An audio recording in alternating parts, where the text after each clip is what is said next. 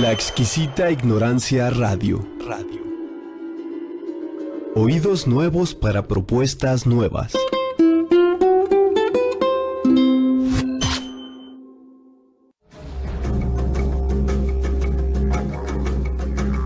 Creencias religiosas, un espacio de conversación sobre las religiones y un lugar de reflexión sobre la convivencia.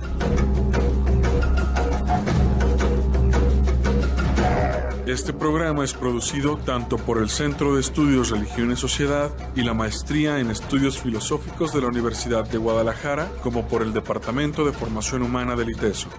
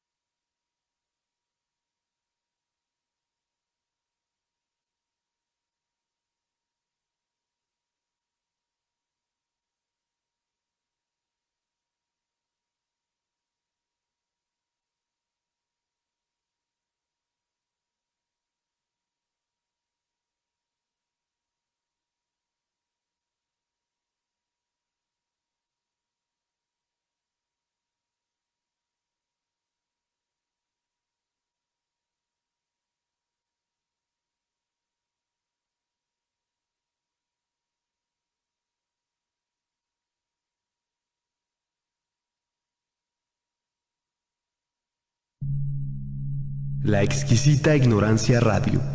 Oídos nuevos para propuestas nuevas.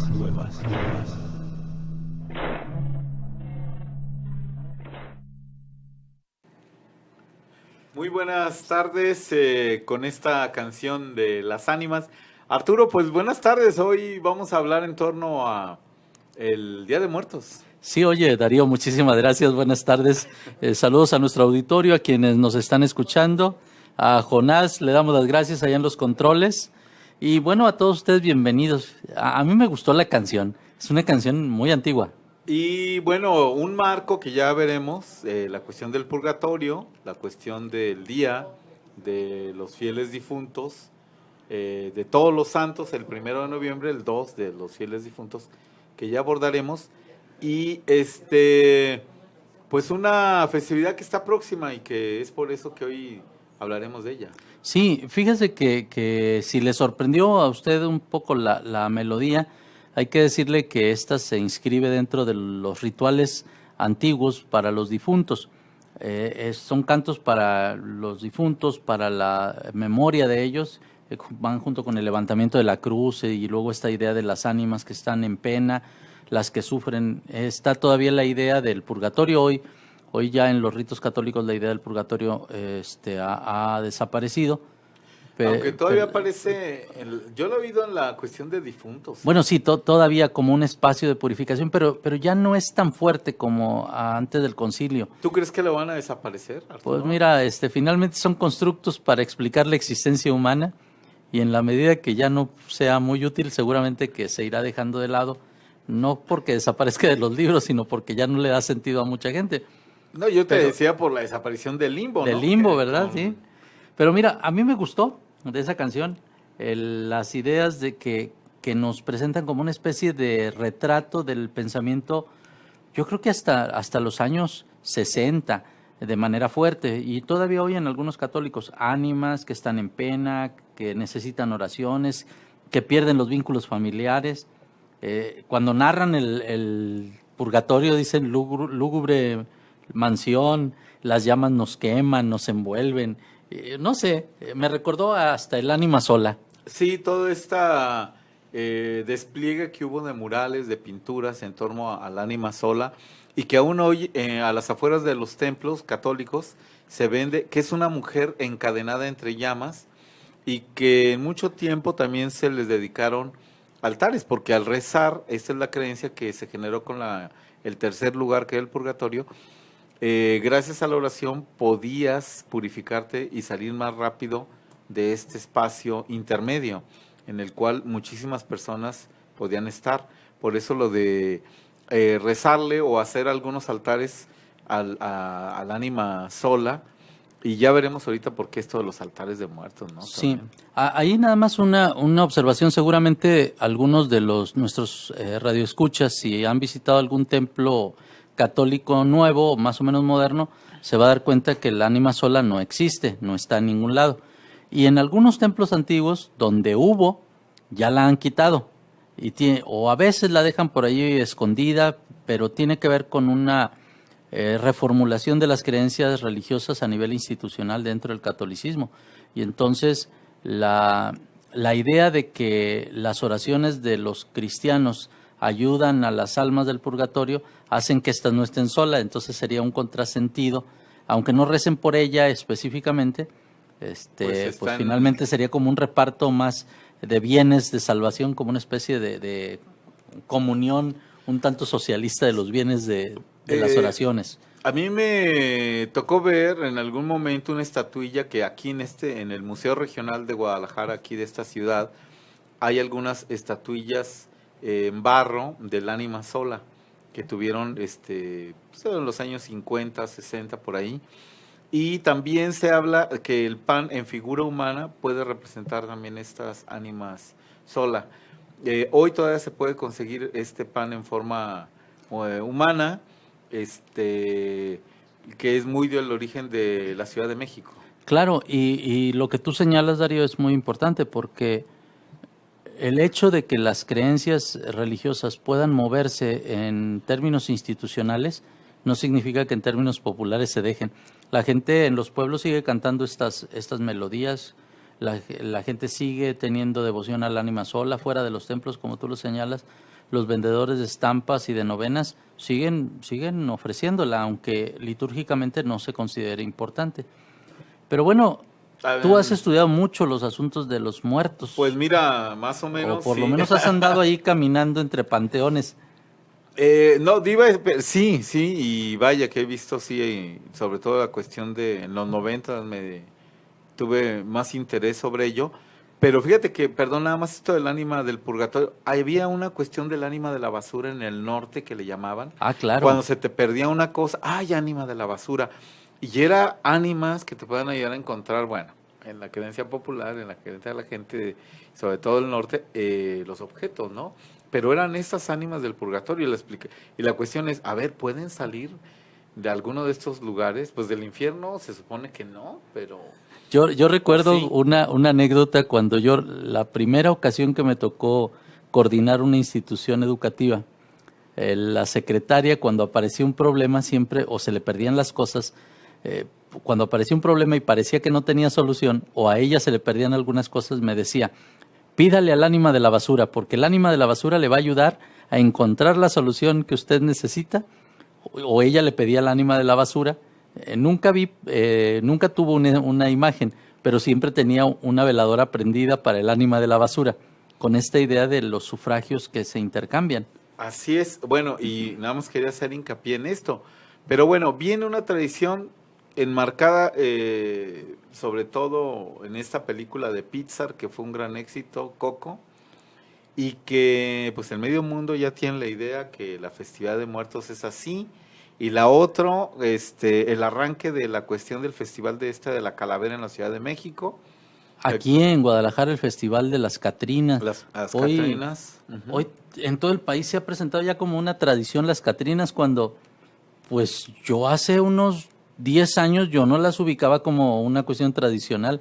Yo las conocí en Aguascalientes, sí, pero pues en el museo. En Michoacán había una gran tradición, al menos me encontré en el 90, una producción de Catrinas y de otros personajes, monjas, incluso la Virgen de Guadalajara, de Guadalupe, perdón, de Guadalajara, la Virgen de Guadalupe, o sea, la de Zapopan no, porque es la patrona de Guadalajara, sino la de Guadalupe, con rostro de calavera, ¿sí?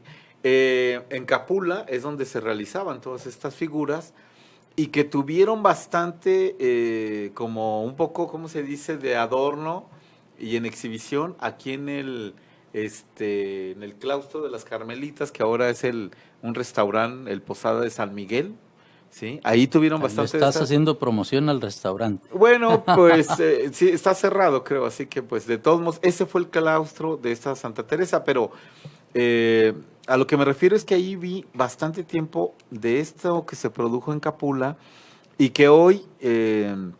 pues ya podría ser relacionado con la Santa Muerte, pero nada que ver. Tendría que ver más con aquellas mujeres que en la cuestión mexica le llamaban ciguatateos, precisamente, las mujeres con cara de calavera, y que me parece que Posadas de ahí tomó muchísimo para poder producir toda la cuestión en calaveras, bueno, que tiene un sentido también político, y que ahí sale la Catrina, ¿no? Esta cuestión del sombrero, que es una mujer que va bien vestida, sobre todo ese vestido como súper pegado al cuerpo y todo. Bueno, pero Arturo, el Día de Muertos, una festividad nacional en México, Coco amplía eso y lo ratifica, gana premios y demás, y el medio mundo tiene esta idea, pues primero que así es en todo México la fiesta, o lo que se realiza para el 1 y 2 de noviembre, y dos, pero ¿de dónde viene esta festividad? Realmente es algo muy mexicano, la esencia de la cuestión mexicana. Bueno, déjame decirte que de acuerdo a lo que yo he revisado, pues esta no es la esencia de lo mexicano. Allí habría que hacer una distinción. Primero, nuestra tendencia a presentar como tradición algo que es bastante nuevo. Yo creo que ahí hay que tener una primera sospecha. La segunda, de querer hacer que los rituales indígenas se catolicen o se hagan católicos. Y por el otro lado, el planteamiento en realidad de la religión cristiana que estuvo aquí presente. Entonces, lo que encontramos, hago este primer planteamiento, lo que encontramos en términos de un catolicismo institucional y popular es que el 1 y el día 2 de septiembre son celebraciones de carácter litúrgico. No, será de octubre, de noviembre. De noviembre. Ya estoy en otro planeta. Bueno, y son totalmente institucionalizados por el catolicismo. Exacto. Son creencias institucionalizadas en el catolicismo. Por un lado, el 1 de noviembre para celebrar o para recordar a los fieles difuntos, a todos los santos. ¿Por qué surgió esta idea?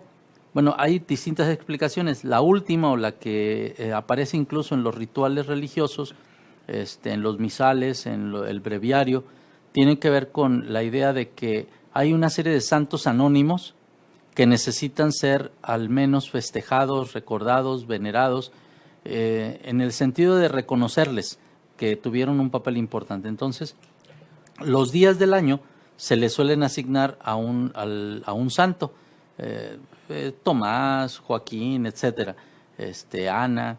Pero aquí lo importante es que todos esos cristianos anónimos que lograron alcanzar la santidad no tienen un día. Entonces, la institución decidió que le dedicaba el día 1 de noviembre. Ahora, la propuesta fue, fíjese usted, siglo XI. Santos anónimos, pero esto empieza así. Siglo XI y es hasta el 13 que, digamos, se institucionaliza. Yo te decía, bueno, también esto, sabemos ahora que muchos de estos santos que tú mencionas, pues son los del martirio rojo, es decir, todos aquellos cristianos que murieron en el inicio del cristianismo, que murieron en los coliseos romanos, que fueron perseguidos, asesinados, ese se le denominó el martirio rojo, y que va a ser como un gran tesoro y un gran reconocimiento, claro, para el día 1, y digo, ¿por qué tesoro también? Sí, diríamos como que a la base de esta creencia está, por un lado, el martirio rojo, pero que son los primeros 3 siglos y medio del cristianismo, 4 siglos, vamos redondeando.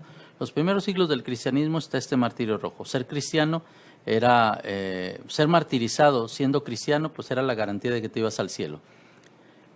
Cuando el cristianismo se institucionaliza, entonces ya no hay mártires. ¿Y ahora qué hacemos? Ya no hay manera de alcanzar la perfección, porque el martirio se consideraba la perfección. Pues, entonces aparecen los ermitaños y luego formas de vida religiosa monacal. Uh-huh. Y ahí va a ser como esta otra parte donde empiezan a surgir los santos, donde empiezan a surgir, porque hay que distinguir entre mártires y santos. Los mártires son santos, pero además han sufrido una muerte cruenta.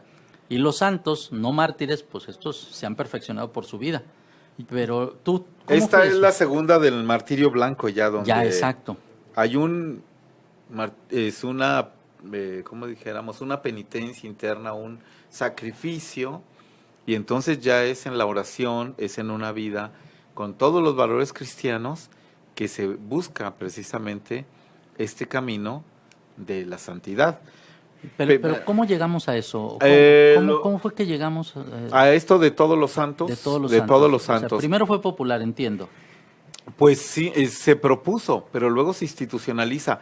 Lo importante es que yo decía que es un tesoro, porque aquellos no encontraron reliquias precisamente de los mártires de los primeros siglos, pero sobre todo va a haber una gran oleada para entonces ya, para el siglo XIII, de santos y santas cristianas, y en ese momento lo que está en un conocimiento de cómo alejar la enfermedad o protección contra las enfermedades es a través de las reliquias, es decir, los huesecillos, pero no todos se los pueden llevar. Entonces el primero se abría conventos, templos, monasterios, y se exhibían precisamente las reliquias de los santos, cráneos, huesos, los cuales al tú solicitarles que te cuidaran, que te protegieran, bueno, esa era una forma de la salud, pero la otra era que se van a duplicar en dulces y panes, las reliquias van a ser bendecidas, la gente se va a su casa y monta, al menos en Europa, la mesa del santo o de la santa.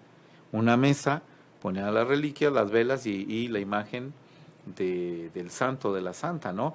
Y al siguiente día, según se comían estas reliquias, como una forma de protección.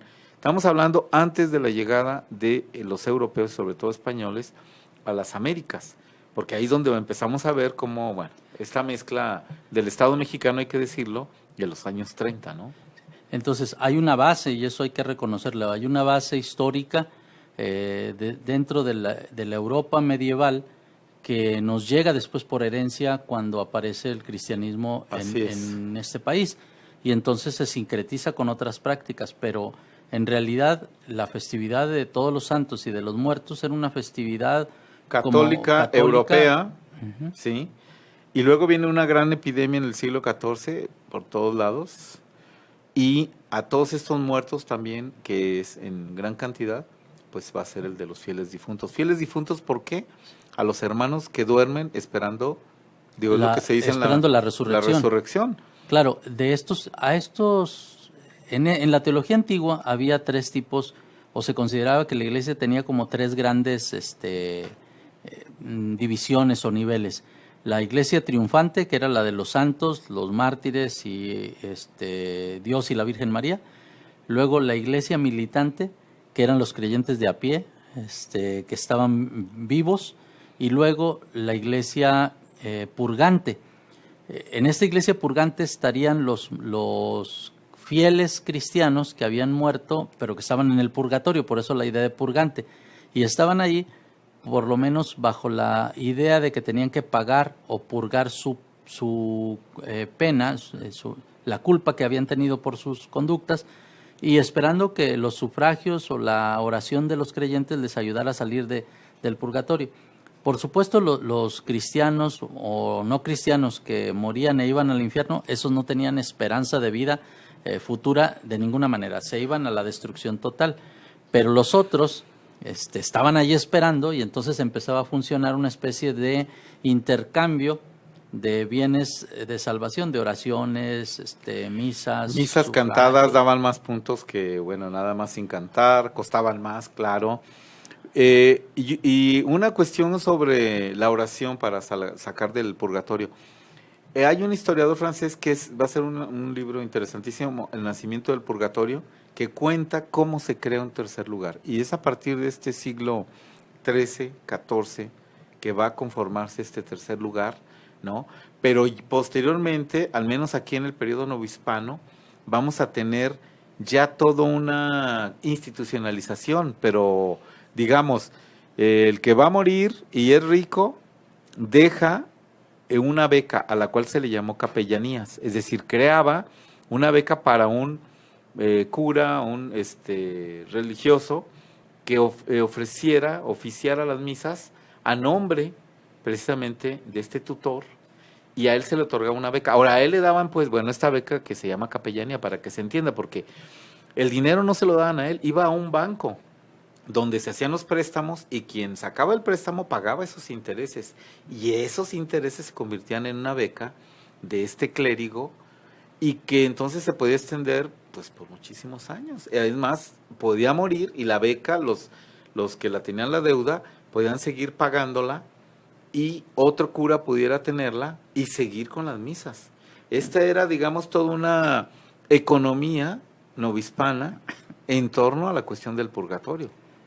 Sí. Que hoy, claro, eso ya, no se da, ¿no? Pero hay solo señales de lo grandioso que fue. No, y una de esas señales tiene que ver con el embellecimiento de los recintos religiosos, de los conventos, porque cuando moría el creyente que tenía recursos económicos, dejaba algo de su herencia, si no es que toda, si se descuidaban a lo mejor los familiares podía dejarla toda, pero dejaba algo de su herencia para que, por un lado, para las misas, para los sufragios, pero por el otro lado podía dejarlo para el embellecimiento, la creación de algunos templos con pinturas, con esculturas. Y entonces ustedes encuentran en los museos de arte novohispano muchas pinturas que en la parte en uno de los extremos inferiores suele estar la leyenda a devoción de. Y esa devoción de siempre es el nombre de la persona que daba el dinero en vida, o una vez que ya había fallecido, los familiares lo entregaban a los conventos para que pudieran hacer estas grandes obras. Muchos conventos se construyen incluso a devoción de algún benefactor, ¿no? De algún penitente, para que se esté orando constantemente por él. Y entonces son como acciones pías que en esta economía celestial permite que los bienes vayan sirviendo para salir del purgatorio e ir al cielo. Hay un texto que se publicó por la UNAM, y ahorita no recuerdo todo el nombre, pero son pinturas de ánimas y otras cuestiones de Moreira, que es el apellido del investigador del Instituto de Estéticas. Y en él habla de las pinturas del purgatorio que se pintaron en varios templos.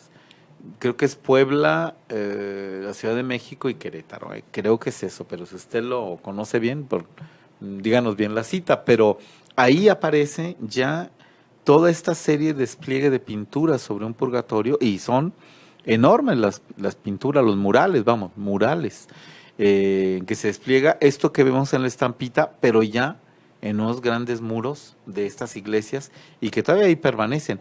Entonces lo que hizo fue hacerte una recopilación y hablar en torno a toda esta producción, ¿no?, del purgatorio. Sí, aquí yo creo que lo que habría que señalar es que cuando uno habla de la fiesta de los muertos o de las fiestas de los fieles difuntos, con lo que se encuentra es con la construcción de una cosmovisión, o la expresión del punto final de una cosmovisión para darle sentido a la existencia. En una sociedad novohispana todo estaba ordenado, en la sociedad medieval todo estaba ordenado, y de una manera piramidal. Lo mismo sucedía en el momento de la muerte. El sujeto humano, la persona humana, va a la tumba, pero con la esperanza de resucitar, y entonces tiene que cubrir otra vez el camino de regreso a Dios. Entonces todo está estructurado, y esto poco a poco va a ser incorporado en las tradiciones mexicanas. Ahora, sí, hasta ahí hay que hacer porque luego cuando dicen, bueno, a ver, Día de Muertos, pero que no es así una tradición. Bueno, lo que estamos tratando de decir es que tiene esto que estamos hablando, y luego ver cómo en los años 30 unen muchas cosas y van a crear esto de los altares de muertos. Y hay que separar entre altares de muertos y prácticas funerarias. Por ejemplo, ahorita de lo que estamos hablando son sobre prácticas funerarias. ¿Dónde se enterraban? Pues en los cementerios y camposantos. La palabra panteón todavía no aparece. Y antiguamente se sepultaban dentro de los templos. Los que eran mayores benefactores, pues incluso en el altar o en las paredes de los templos. Usted puede visitar algún templo antiguo de su ciudad y se va a dar cuenta de que esto era algo frecuente. Fíjate que aquí tengo, sí, perdón, que es, sacado de el cuarto centenario de la fundación del Obispado de Guadalajara, 1548-1948. La imagen, un plano de catedral, el interior, cómo está dividido las tumbas para 1793. Claro, porque... Y se pagaban. Voy a tratar de acercárselos a la cámara. Bueno, ahí tú lo ves, ¿verdad? Esto sí. Viene en esta, ¿cómo se dice? Libro que sacó el propio arzobispado, que tiene varios capítulos, y ese corresponde al de la Catedral de Guadalajara. Ahí están los lugares de entierro. De acuerdo a los altares, usted pagaba más, es decir, hay de 50, de 10 pesos, etcétera. El de la Virgen de Guadalupe es muy cotizado. Pero entonces, todo esto era dentro del templo. Del templo, al interior, abajo. Exacto. Sí. Luego ahí estaban la cuestión de las catacumbas. Pero la mayor parte de los fieles eran depositados sus restos en lo que sería el atrio del templo. Había que era una parte del panteón. O los campos santos y cementerio, ¿no? Afuera, un poquito. Y ya mucho tiempo después aparecieron los cementerios como hoy los conocemos, separados del poder civil, del poder religioso, pero también ubicados en zonas altas para evitar la circulación de enfermedades y de bacterias. Para esto ya va a ser toda una idea ilustrada que la propia iglesia va a retomar, sí, los miasmas y y los humores, ya para la cuestión de finales 18, digo, a mitad del 18, 19, pues ya está esta idea, que aquí en Guadalajara tenemos, entre ellos, por ejemplo, el Hospital Civil, basado en su construcción en esa cuestión, no solo fuera de la ciudad, el propio santuario que crea el alcalde, ya fuera de la ciudad, sino el propio hospital, ¿no? Ya hacia final del siglo XVIII, con muros altísimos, grandes ventanales, jardines, para que circule el aire, ¿no? Sí. Ahí está la idea. Pero aquí es justamente donde encontramos una conexión ya con lo que va a ser una práctica de visita a los panteones. O sea, los Sí. difuntos salen de los templos, ya no se les puede sepultar en el templo, se van a estos camposantos, a estos espacios civiles, pero quedan fuera de la ciudad o quedan lejos, a veces un poco lejos del espacio donde ordinariamente se iba, y entonces lo que la gente tiene que hacer es caminar o irse en sus medios de movilización, el tren de mulitas, en sus remudas. Ya estamos hablando siglo XIX, ¿no? XIX. Y entonces empieza a aparecer la costumbre de que para ir a visitar el panteón con esta celebración litúrgica, pues la gente lleva su itacate, lleva su comida. Así es. Eso lo podemos encontrar, mire, en un libro que es de Manuel Ignacio Altamirano, Paisajes y Leyendas, precisamente el Día de los Muertos, es el capítulo 8. Y ahí él como cronista nos narra, voy a ver cómo está hoy este día, que ha de ser, ¿cuál es la palabra? Así muy tranquilo, callado. ¿Cuál es la palabra que se correspondería? Silencioso, lúgubre.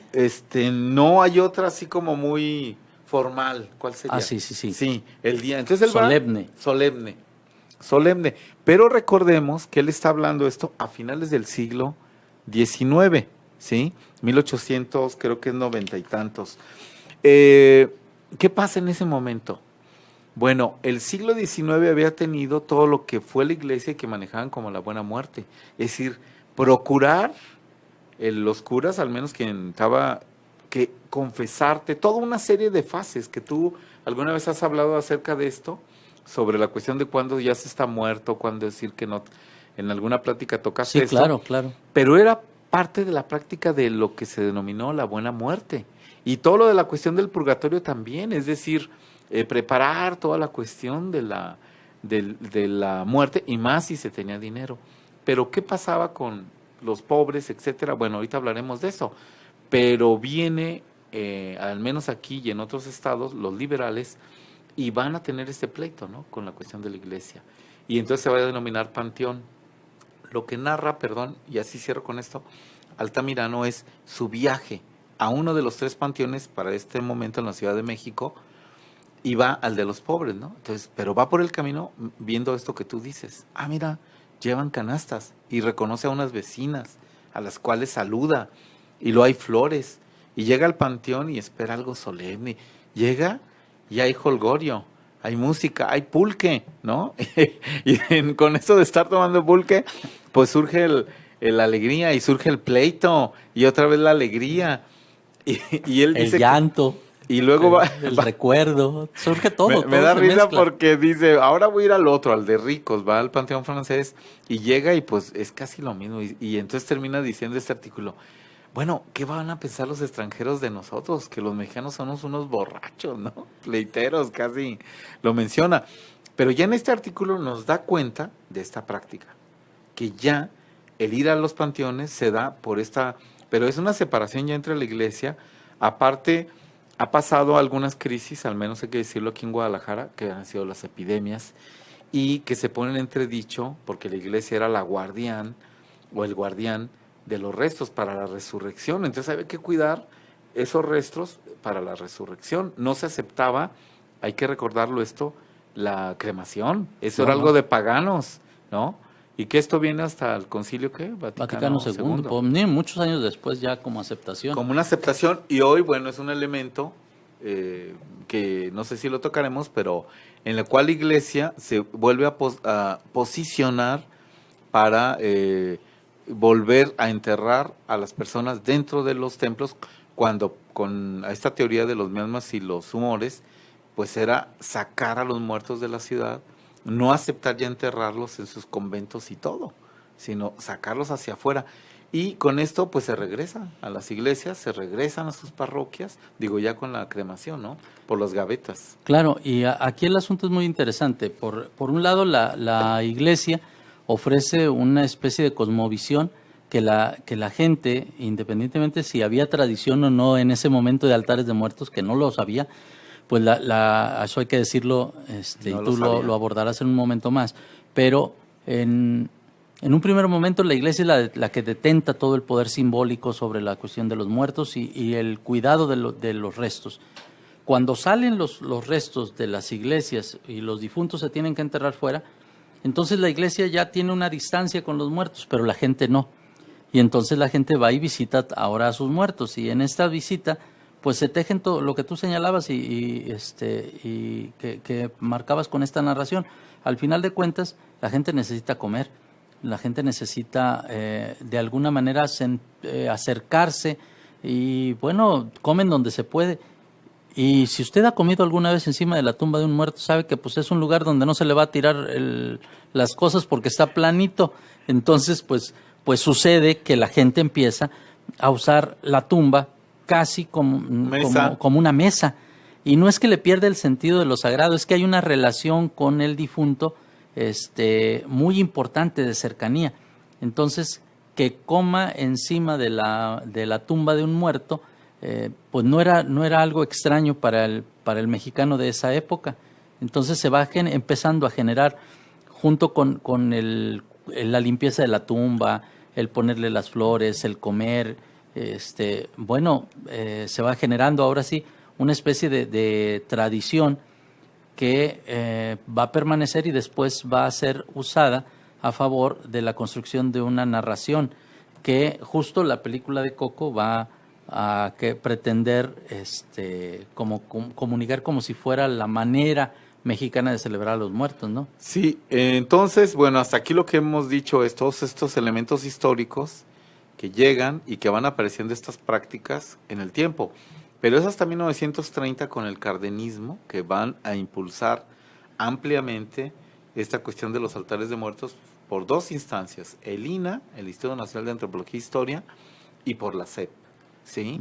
Entonces, pues hasta aquí y luego sí, platicamos. vamos a un corte para entrarle ya a esta segunda parte, Sí. Y entonces vamos a escuchar algo que tiene que ver con esta modernidad de difuntos. Sí, con esta visión de Pixar acerca del Día de Muertos.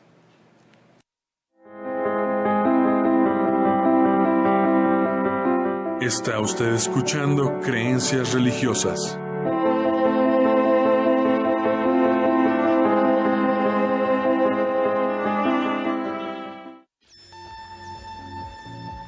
La exquisita ignorancia radio.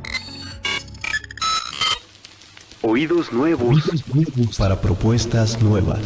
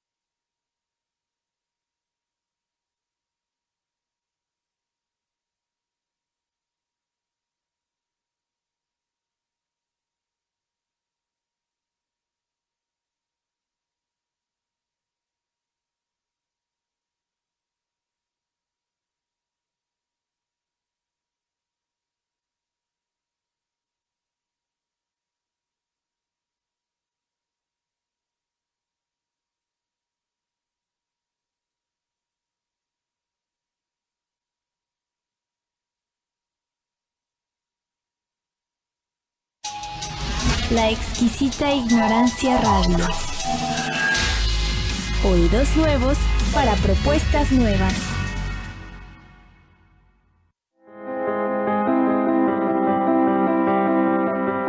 Está usted escuchando Creencias Religiosas.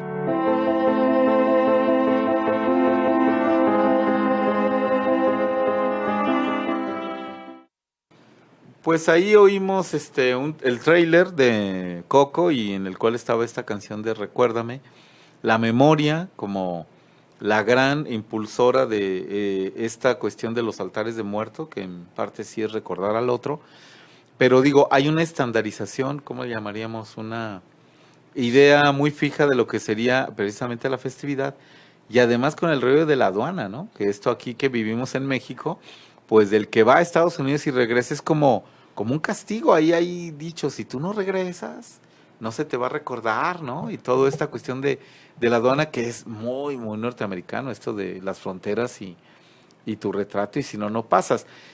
Frente a esto que yo diría, Arturo, pues hay una fiesta muy viva en México y que gracias a que hay muchos aspectos regionales y muchas formas de cómo se hace y no una, pues mantendría una riqueza frente a la propia película, porque quien la ve cree, o sea, si alguien en Suecia la vio, oh, así son las fiestas del Día de Muertos, pues no es solo así, hay más formas, ¿no? No, y más con los premios que la película ha recibido, entonces da la impresión de que representa la totalidad de la cultura mexicana respecto a la relación, que yo más que de culto a los muertos diría la relación que tenemos con el mundo de los vivos con el mundo de los muertos en México. Sí, en realidad es una fiesta a los vivos, a la vida, ¿no? Es una fiesta a la vida, pero esta estandarización de la que tú hablas me parece que podría resultar riesgosa cuando uno olvida los matices con los que se celebra la vida en México.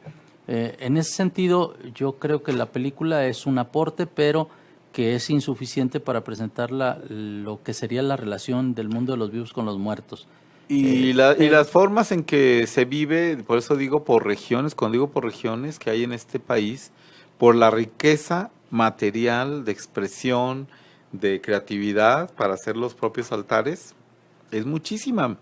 Digamos, ahí se estandariza, se estereotipa un tipo de altar, un tipo de cuestión del recuerdo, etcétera, ¿no? Sí.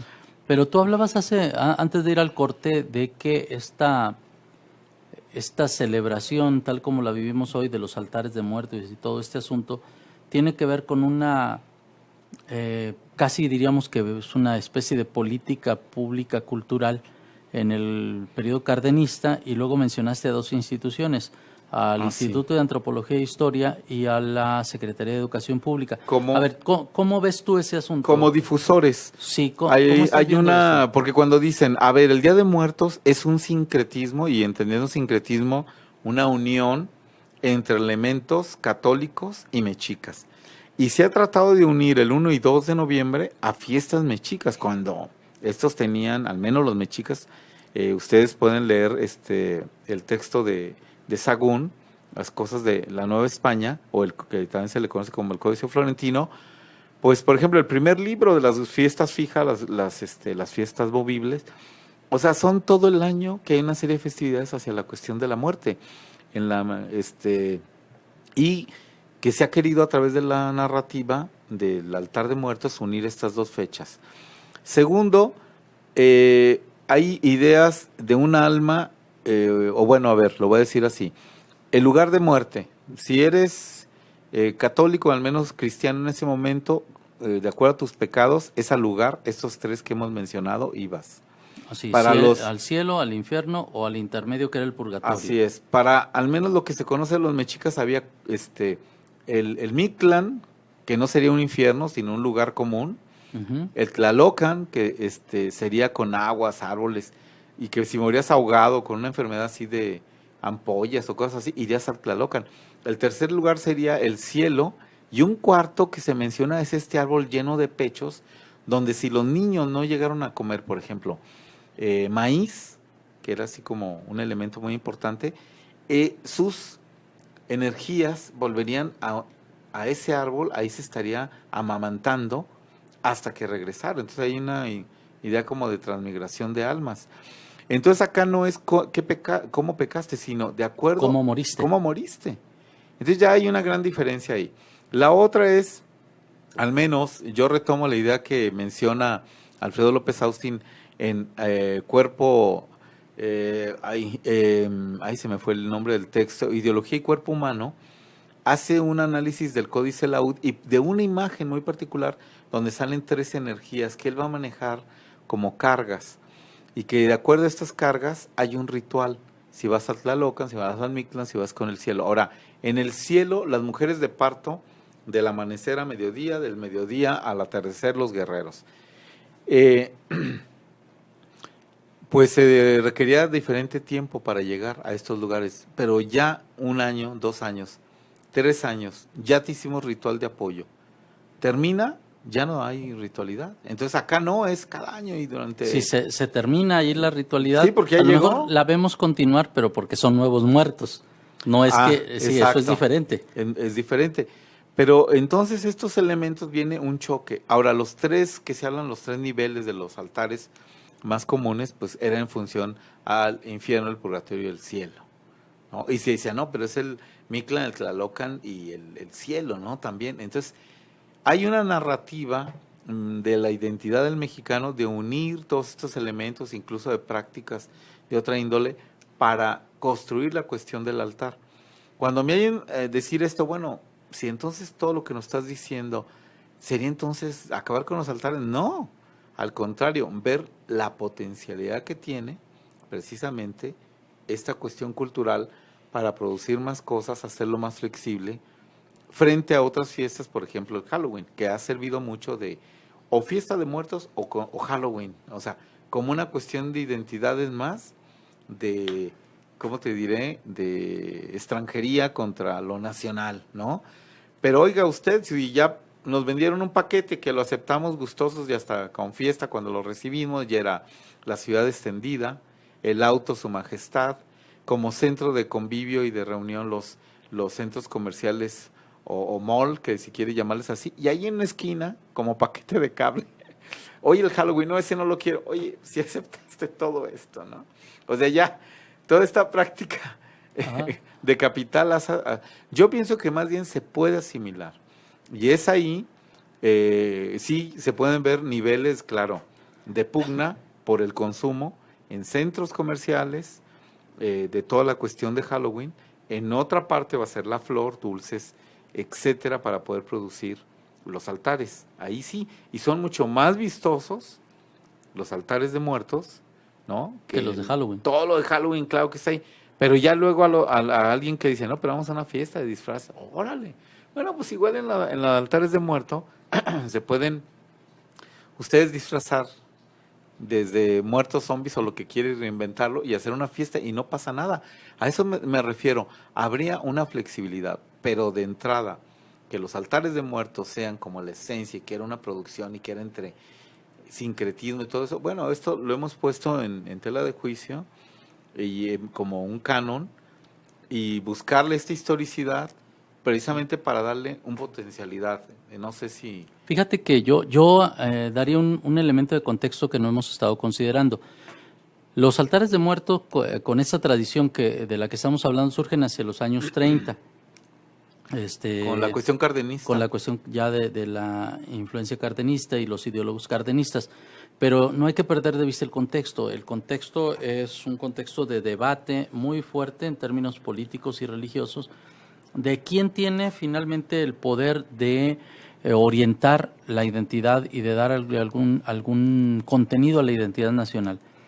En la época previa al cardenismo tenemos a Obregón, tenemos a Calles, y no habría que perder de vista 3 asuntos que luego al que más se resalta es el conflicto de la Guerra Cristera, pero se da como por parte de la política de ese momento. Por un lado, el acceso a grupos evangélicos que empiezan a llegar a México, sí, y se establecen y se dividen el país, los que van hacia la costa del Golfo y los que van hacia la costa del Pacífico. Y entonces cada uno, en ese momento los grupos evangélicos norteamericanos, se dividen el país, no se mezclan, no se entrecruzan. Ya después es mucho más fácil, pero hay un primer acceso. Segundo, empiezan a aparecer iglesias nacionales que van a ser el contrapeso a la Iglesia Católica. Por un lado está una disidencia que es la del el patriarca Pérez, Joaquín Pérez, que funda la Iglesia Católica Mexicana, una disidencia en la zona del sur de este país, hacia el centro occidente y sur del país, y luego que llega a la Ciudad de México con una estructura, una serie de sacerdotes revolucionarios que siguen, que consideran que el presidente de la República es el líder de la Iglesia Católica. Es un movimiento que no prosperó mucho, pero que todavía hoy sigue presente, y tiene registro en la Secretaría de Gobernación. Luego está la confrontación de Garrido Canaval en la zona de Tabasco y el sureste también mexicano. Y luego está el surgimiento de la Iglesia de la Luz del Mundo en 1926, es decir, hay como 4 elementos ahí alrededor que tienen que ver con ir diluyendo la mirada religiosa de la sociedad que se presentaba en ese momento como católica. Y entonces aparece ya el apuntalamiento que tú estás señalando por parte del propio Estado mexicano a través de 2 instituciones. Por un lado, el de la investigación y la construcción de una narrativa que tú has comentado sobre el Día de Muertos a partir básicamente de dos lugares. De la zona del Estado de México y la zona de Michoacán.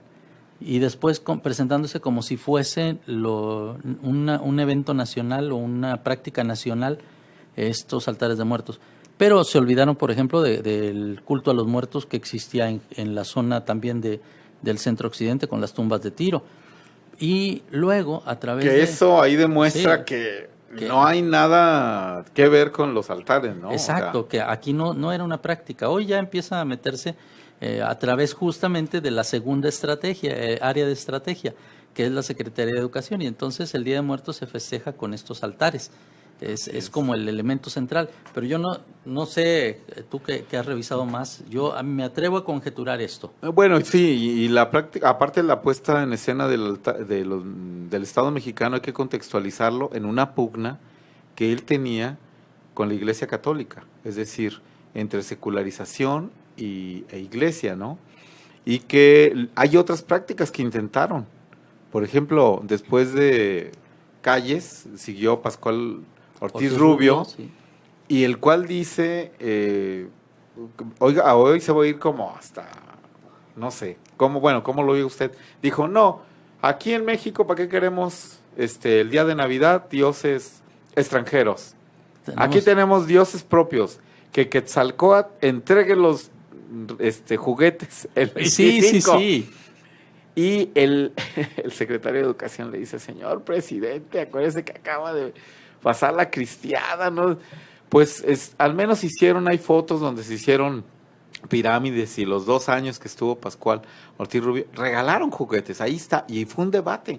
Ahora se oye hasta casi de comedia, ¿cómo que hizo eso? Bueno, en aquel momento era una cuestión de identidad nacional, hubo debates en periódicos y todo.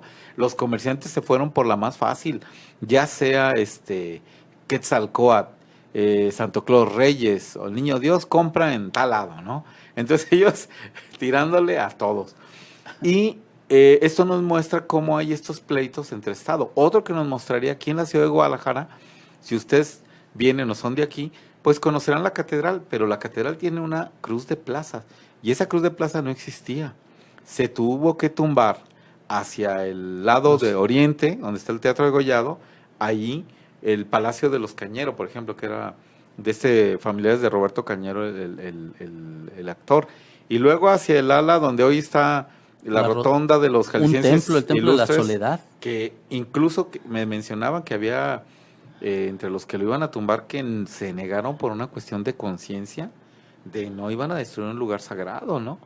Y se montó lo que es ahora la rotonda de los jaliscienses ilustres, y yo digo abducidos, disculpe la cuestión de la ironía, pero acuérdese que sacó a Barragán de ahí y se le hizo diamante por un nieto de él o sobrino nieto. Sobrino nieto.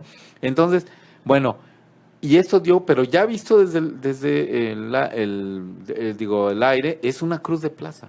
Y esto fue en pleno gobierno priista, cuando eran totalmente, supuestamente, relaciones iglesia-estado no aceptadas. Bueno, ahí se dio. Entonces, vemos estos movimientos que llamaría yo de pugna entre lo secular y lo religioso en diferentes momentos.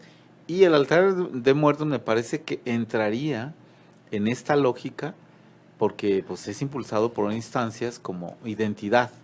¿Sí? Sí, de hecho, si ustedes van a un templo católico, no van a encontrar que se realicen altares de muertos. Se abren y se presentan las reliquias. Sí, claro, exacto. Incluso las reliquias de los mártires cristeros. Porque no son elementos que tienen que ver con la cuestión de la religiosidad propia. Bueno, pues ya estamos por concluir. Nos queda, allá Jonás, ¿cuánto tiempo nos queda? 2 minutos. Bueno, entonces vamos a ver, y nada más dejar algo en claro. Una cuestión son todos los grupos humanos en este planeta, las religiones humanas, tienen ritos funerarios. Todas. Pero la práctica de altares de muertos aquí en México al menos tiene un campanazo y es durante los años 30 y está un contexto y hay una serie de elementos que han hilvanado y que se han reunido y a través de una narración que es el de la identidad del mexicano, ¿sí? Y que de cierta forma pues es estereotipado. Yo creo que hay que disfrutarlo, la fiesta en torno a la vida y a los muertos, pero también no considerar que son el punto máximo de la identidad nacional. No, en contarle pues la historia, y esto es al contrario, tiene un gran potencial para que siga, pero también ver cómo fue construido como en un proceso histórico, como una fiesta hoy que se está a punto de festejar el próximo mes. Bueno, pues muchísimas gracias a quienes nos han seguido. Gracias a Jonás allá en los controles. Pues a ustedes que nos estuvieron aquí escuchando y lo esperamos en la próxima programa de esto que es Creencias Religiosas desde la Exquisita Ignorancia. Nos vemos hasta la próxima.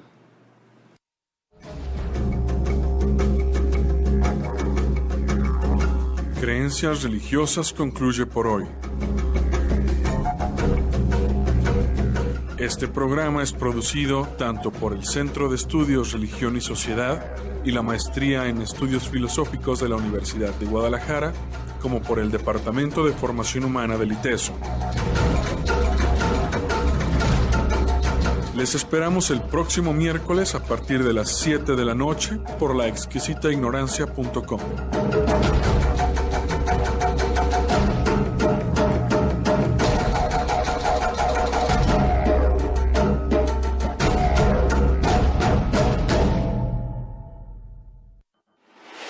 La Exquisita Ignorancia Radio.